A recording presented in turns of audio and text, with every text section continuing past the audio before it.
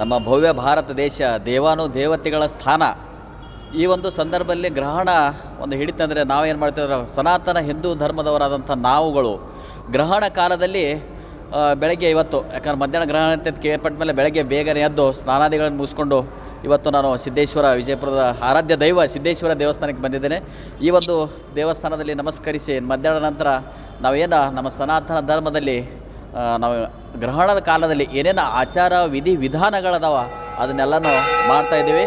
ಅದರ ಜೊತೆಗೆ ಇದರ ಒಂದು ಗ್ರಹಣ ಸಂದರ್ಭದಲ್ಲಿ ನಾವು ಯಾವ ರೀತಿಯಾಗಿರಬೇಕು, ಯಾವ ಥರ ನಾವು ವಿಧಿವಿಧಾನಗಳನ್ನು ಮಾಡಬೇಕು ಅನ್ನುವಂತಹ ಮುಂದಿನ ಪೀಳಿಗೆಯೂ ಕೂಡ ಒಂದು ತಿಳಿಸುವಂತಹ ಕಾರ್ಯವನ್ನು ಒಂದು ಹೆಣ್ಮಕ್ಳು ಇರ್ಬೋದು ಈ ಒಂದು ಸಂದರ್ಭದಲ್ಲಿ ಹೇಳ್ತಾ ಇರ್ತಾರೆ. ಮಗುವ ಹೊಟ್ಟೆಯಲ್ಲಿ ಬೆಳೀತಾ ಇರ್ತೈತಿ, ಆ ಮಗುವಿನ ಇದ್ರ ಮೇಲೆ ಕೆಟ್ಟ ಪರಿಣಾಮ ಬೀರಬಾರ್ದು ಅನ್ನುವಂಥ ಒಂದು ದೃಷ್ಟಿಕೋನದಿಂದ ಆ ಗ್ರಹಣದ ಸಂದರ್ಭದಲ್ಲಿ ಹೆಣ್ಮಕ್ಳಿಗೆ ಆಹಾರ ಪದ್ಧತಿ ಇರ್ಬೋದು, ಆಮೇಲೆ ಹೊರಗಡೆ ಬರಬಾರ್ದು ಅನ್ನುವಂತಹ ಕೆಲವೊಂದು ರೀತಿಗಳನ್ನು ನಾವು ಬಹಳ ಚೆನ್ನಾಗಿ ಈ ಒಂದು ಸಂದರ್ಭದಲ್ಲಿ ನಾವು ಆಚರಣೆಯನ್ನು ಮಾಡ್ತೀವಿ.